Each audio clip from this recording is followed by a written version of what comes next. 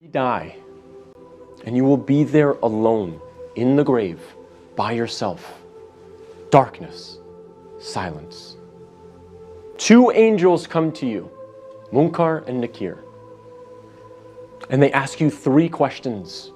Perhaps the most important questions you will ever be asked, and the three most important questions you will ever answer. And those questions are, what is your deen? Translated as, what is your way of life or your religion? Who is your prophet? And who is your Lord?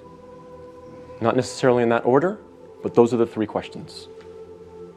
And if you answer these questions correctly, all three of them, your stay in the grave will be one of peace. You'll have peace. You'll have pleasure. Until the day of judgment, when the horn is sounded, and you are raised up out of your grave. But if you don't answer these questions correctly, all three of them, stay in the grave will be full of pain. So we must answer these questions correctly.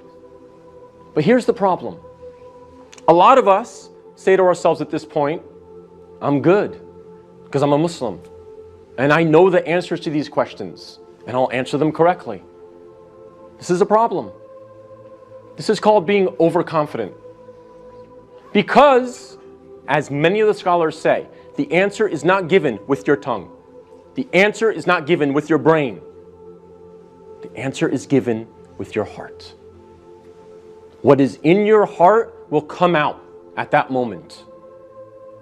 And so if you lived your life not praying, not striving to implement Islam, not striving to understand the Quran to the best of your ability, if you spent your life not really striving to be a Muslim, a true Muslim, trying to practice, then Islam really was not in your heart.